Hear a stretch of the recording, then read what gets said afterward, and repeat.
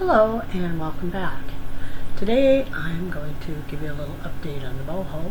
This is the ceiling and I've marked an X on it so I can find the exact center when I'm ready to put the ceiling in.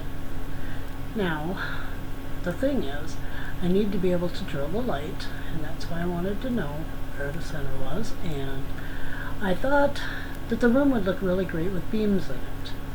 However, the only thing that I have is a 1/4-inch dowel, and it's just not big enough. I need something much bigger to, be able to really make this room look authentic. That is just way too thin, as you can see. So I thought I'd do like maybe 5 beams across, and I thought that would be enough and it would take up, some space on the ceiling, and yeah.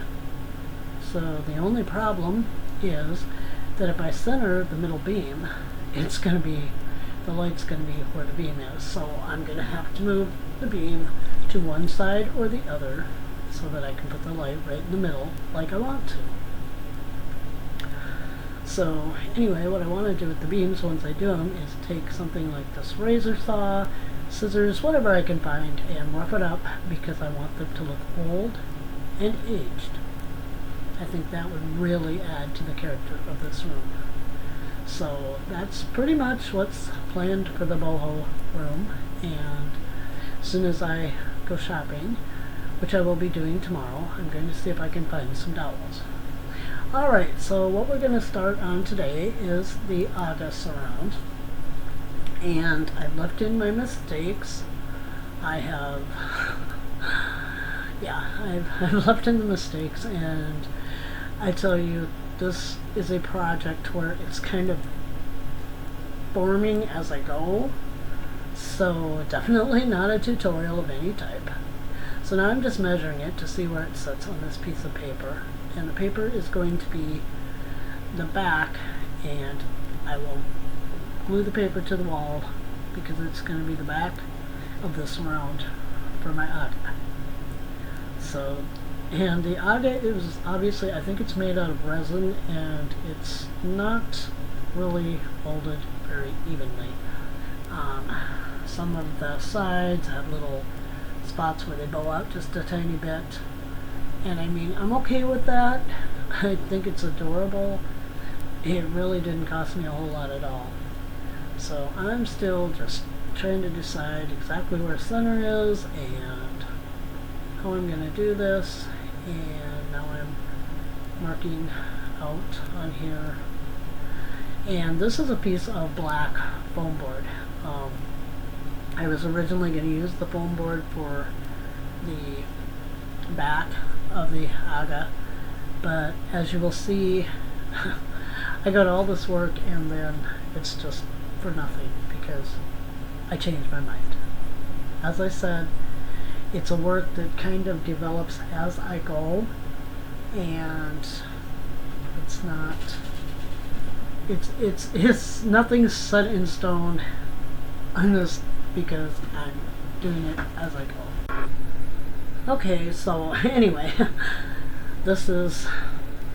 I'm standing it up to see how it's going to look, and now I laid it back down, and I'm still not at this point sure. I know that I want sides that come out, and then I want the top. There'll be a shelf or something, some kind of sort of hood-like thing over the Aga, because in the cottage-style kitchens, that's what I've seen. So I start marking out my foam board, cutting it, all the pieces that I'm going to want and need for this, and that's pretty much what I'm doing right here. So yeah, in my mind, I know exactly what I want to do. I know exactly how I want to use the foam board. I think I've got it. And you guys know me. You know that I change my mind a lot. So anyway, I'm doing that, and I speeded up because I was originally going to show you, this whole thing with the foam board and where I got to, but I decided that I wasn't going to use the foam board, and so when I was editing the video, I'm like, well, I don't think anybody wants to sit and watch me do that, so yeah, I'm gonna just skip to this where I decided I wanted to use cardstock instead.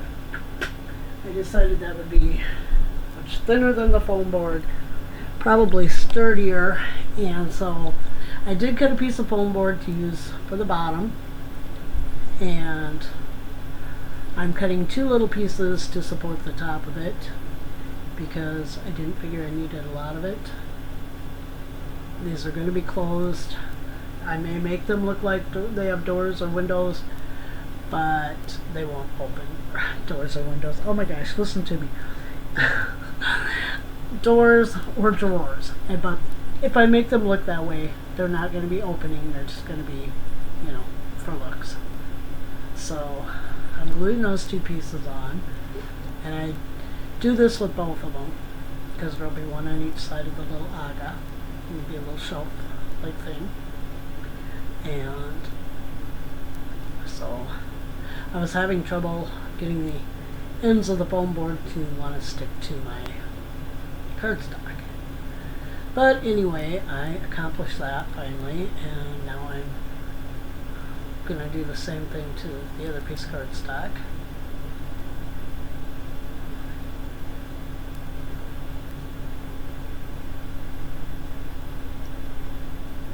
If you hear any noise in the background, I have a fan running out in my living room, and I have Mr. Mio who has come to see us, and he's trying to get in my bookshelf, and he doesn't need to get in there.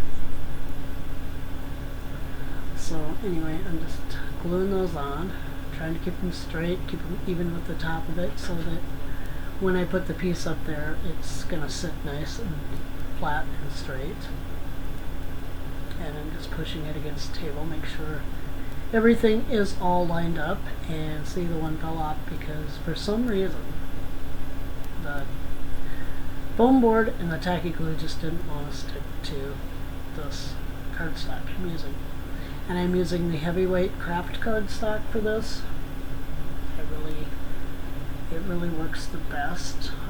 If you use another type of cardstock, a thinner, lighter weight, you would have to put a lot more layers together. I think I used 5 and 6 layers on different pieces of this project. So now I'm just seeing, because I had different sizes of the foam core cut, and I was going to do this out of the foam core, and I had to find the right size. So I'm just going to glue it on like I did the other piece, trying to keep that glue closed. It keeps wanting to clog up on me, so there's that. So now I'm just doing the same with that one. I'm just pushing it against the top of my work surface to make sure everything is nice and even. Okay, so here we are, and I've got one with the sides on, I've got the front on, and I'm putting the top on, just to show you what it's going to look like when it's done. And again, these will set one on either side of my aga. So that's that one, and then I'm just going to be gluing this one together. And I left a lot of this in because, although I'm not going to explain my thought process because it's probably a very scary thing, just to show you I make mistakes, I change my mind, and that's okay. That's what we do. We're human. We make mistakes, we change our mind, we may change it again before we're done here, It's just what we do.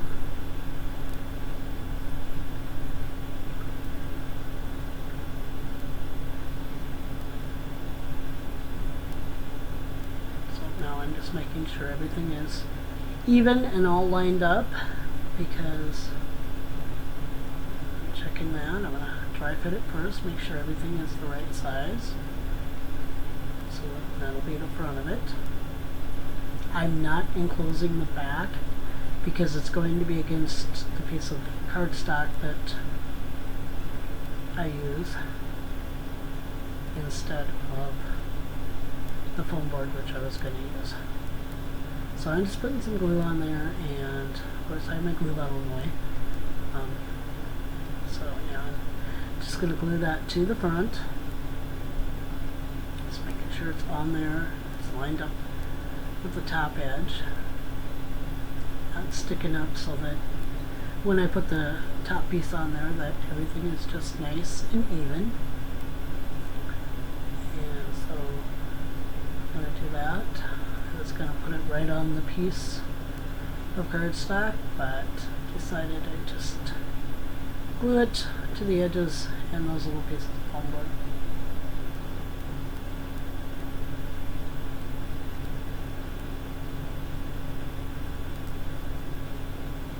Now I'm just making sure everything's even.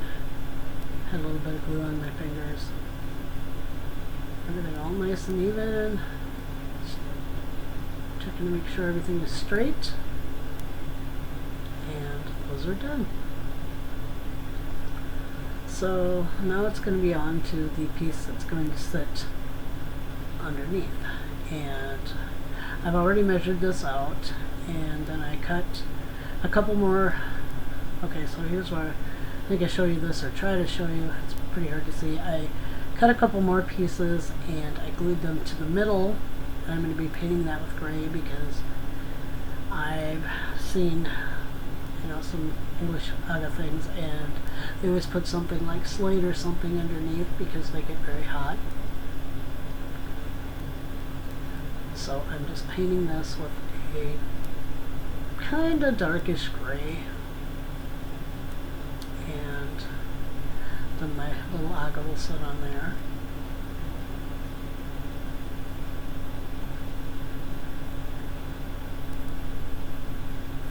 I can picture this in my mind. I know what I want, but as usual, once I get into it, my mind starts racing and I think of something I think might be better, or something else I could use. I'm sure a lot of you do that, and sometimes I just confuse myself with all of it.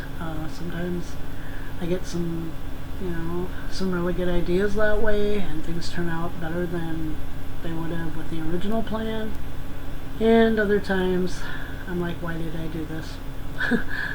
So I hope I'm not alone in that.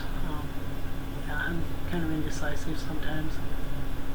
I always like to say that whatever I create kind of has a mind of its own, and I just kind of go with whatever pops in. So now I'm painting the front of everything gray. I don't know why. But yeah, it's what I did, and later on I will give that another coat off camera.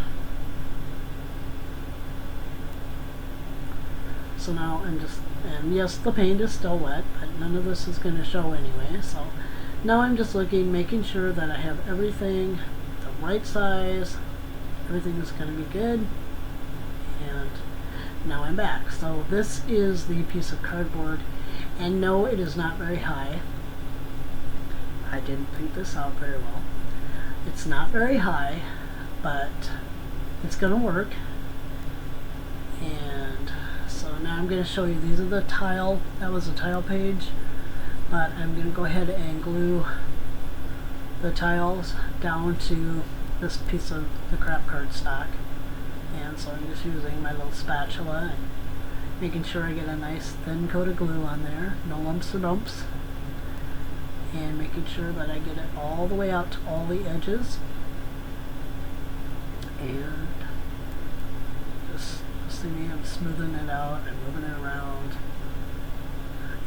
and trying to make sure I get everything, including the middle. And then I'm just going to line it up with the edges of the cardstock in the corner there, and I'm going to put it down, and I'm going to make sure that I have it pressed down really good, really tight, no wrinkles or anything like that in it.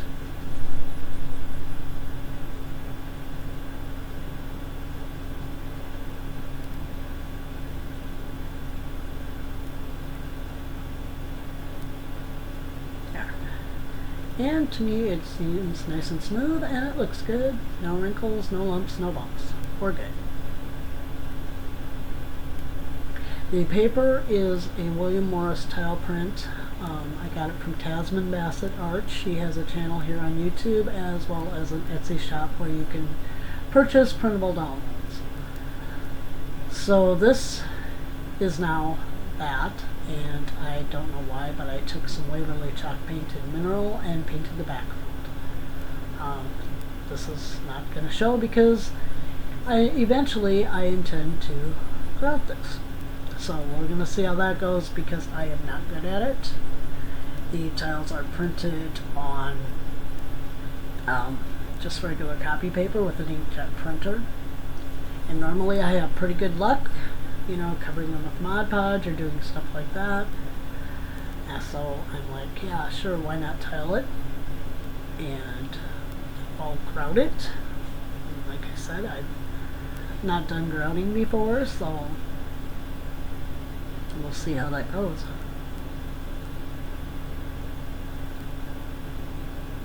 So again, I'm taking my spatula and I'm spreading some glue out because that's where I'm going to start putting my tiles. And I don't want that all lumpy or bumpy either. This little spatula works really, really well for this. I was going to get another one, and Dollar Tree doesn't, or at least our local Dollar Trees don't have them anymore. So I'll have to keep a lookout though.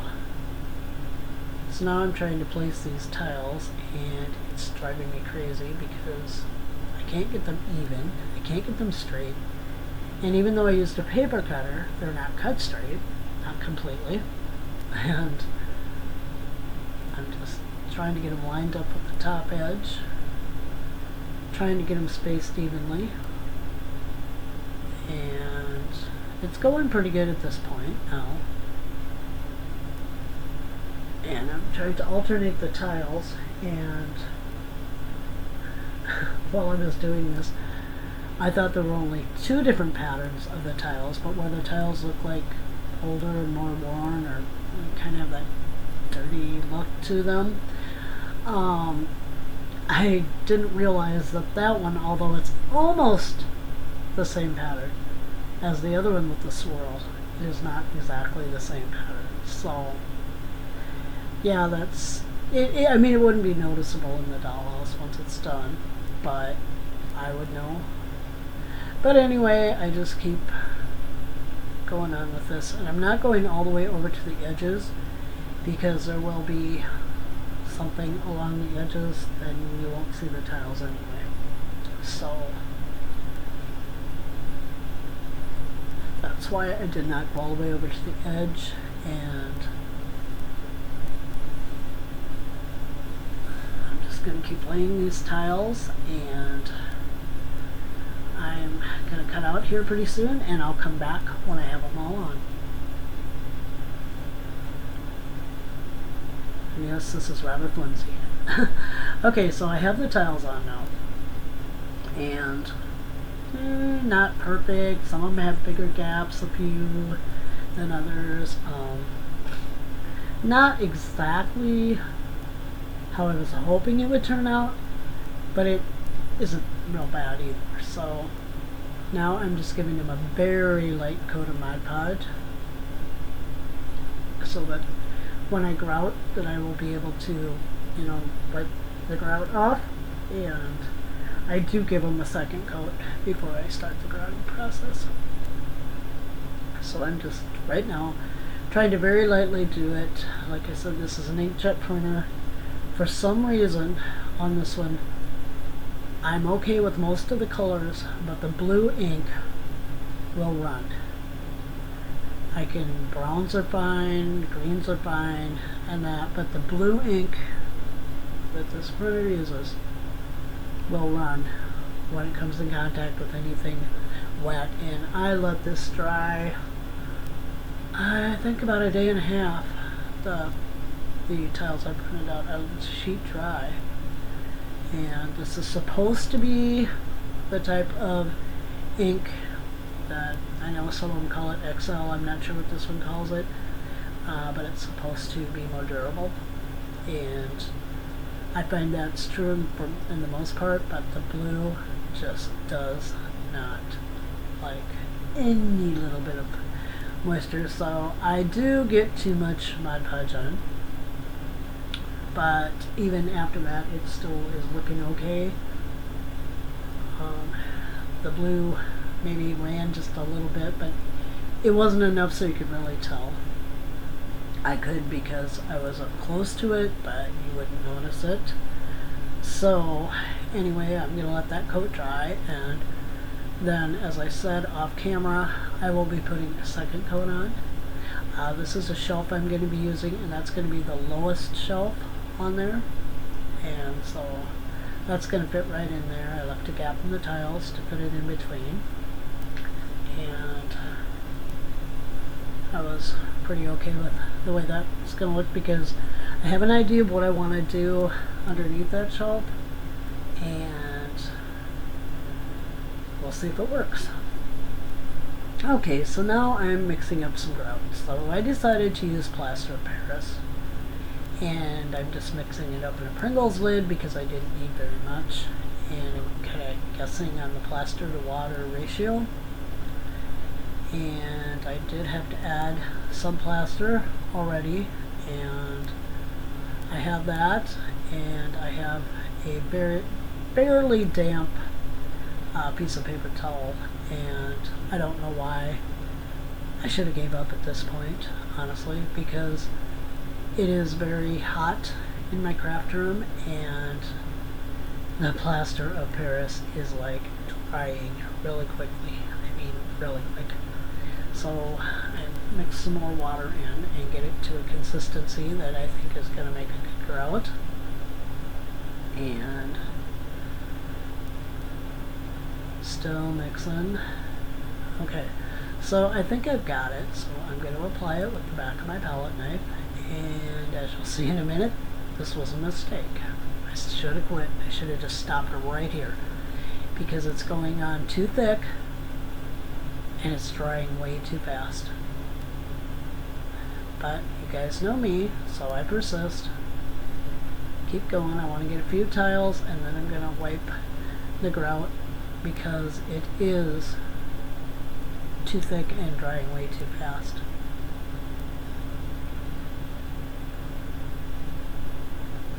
So I'm just putting it on there, and I decide to go even a few more tiles. I'm like, oh, this is going to be okay. And I'm trying to get it out of where I don't want it. That's where the shelf is going to go. And now I'm at the end of that line of tiles, and it's really getting sticky. So I'm like, well, maybe I can, stupid idea, maybe I can scrape a little bit off with the palette knife. No, that's not a good idea. So let's take the fairly damp paper towel and try to get this off. And by now it is getting really, really sticky because it's drying. And so I'm rubbing to get it off. I'm not rubbing hard. I'm trying to rub gently. I know it looks like I'm really pushing, but I'm not. Trying to keep in mind, you know, that I did put Mod Podge on 2 coats, but I did use the printer, and the blue does tend to bleed. So I'm trying to be really, really careful, and I've got some of it some of it came right off. I mean, came off good, and other parts of it not so much. So I'm just wiping and trying to get off all of it, all the excess, and while I'm doing that, I'm like, yes, I almost have it, and I got it too wet, rubbed too hard, must have went through the Mod Podge layers, or it got too wet underneath, and my tile started to peel up. And I should have known, I said, I should have quit right after I saw that the plaster of Paris was too thick, but I'm gonna try to see if I can, push it down. Back at it again, trying. And I'm showing you that this just didn't exactly work. And it's at this point that I decided to speed up the film because I've got stuff going on there that, see, this stuff is way, way, way too thick. But I'm stubborn and I'm going to go for it.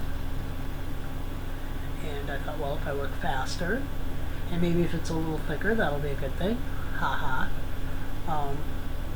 So I'm trying my hardest to get this all grouted and get all the stuff off of it. And the two tiles on the one side, I ended up removing the paper, and I was like, okay, well, I can just glue some paper down. I can cut some new tiles, glue some paper down over what was there, and everything will be fine. So at this point, I'm not too worried about it now, and I am getting it off. And my paper towel is also drying out. This was not the room to do this in. And in the process of doing this, I also removed the paper from one of the tiles down lower, and I was getting kind of frustrated at myself and wondering why I didn't quit by now. And so, yeah, it wasn't going well. But I'm going to keep going to the end because I'm like, well, I can just replace the paper on those and it'll be fine. But in the end, that wasn't fine either, because not only did I have two I had to pull the paper off of, all the tiles started to bleed their color together, and they didn't look anything like they were supposed to. So this was a big wasted mistake, and I left it in because, like I said, we all make mistakes, and yeah, it's a learning process. And if you can learn by my mistakes, please do. Save yourself some trouble. So I'm still at it, dabbing away, and now, excuse my hand, I'm trying to get the camera to zoom in. This is what I do. I cut a new back,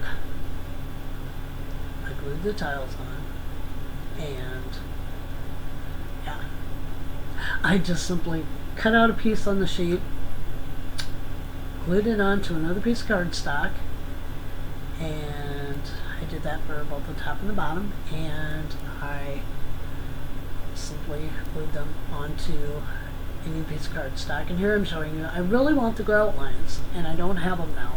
So I used a white gel pen, and my gel pen is very bad. So one line turned out pretty good, and the other line got a little thick. So this is a possibility if I can find a fine point white pen of some type. Maybe I can have my grout lines. So anyway, I think we're going to probably wrap it up right here for this, and we'll go into part 2 next week. Yeah, and we'll talk more about what I did. So I want to show you something I got. I went to work the other day and I had this little box waiting for me, and I figured I knew pretty much what it was.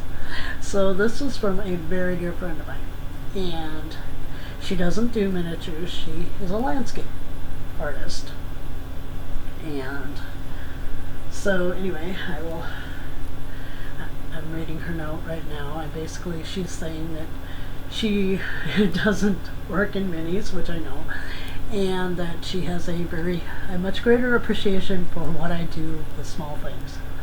So anyway, like I said, I told her, she was my supervisor, and we just kind of clicked, and we become good friends.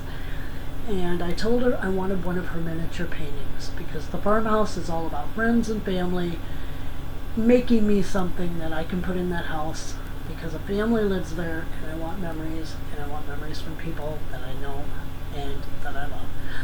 And so anyway, this is so cool. I got from my friend, and her name is Tracy. I got this beautiful little landscape that she painted, and it is amazing the detail she did get in miniature, not being a miniaturist. And I think the dimensions were about 1 3/8 by about 1 1/4, so it's almost square. I'm sure she made the frame, or maybe one of her family made it. I wasn't there when she stopped by, so I didn't ask her, but yeah. So anyway, this is just absolutely amazing. I was so excited when I got it, because I wanted one for a long time. And so this is the little landscape, and I'm sorry this camera does not want to focus right, and that I wish you could see it like I can see it, because it's just absolutely amazing. So anyway, we're going to leave it right here for today. We'll be back next week with part 2 of the Aga surround, and hopefully by then I will know what I'm doing. I hope all of you have a great week. I thank you for joining me, and I will see you very, very soon. Bye for now.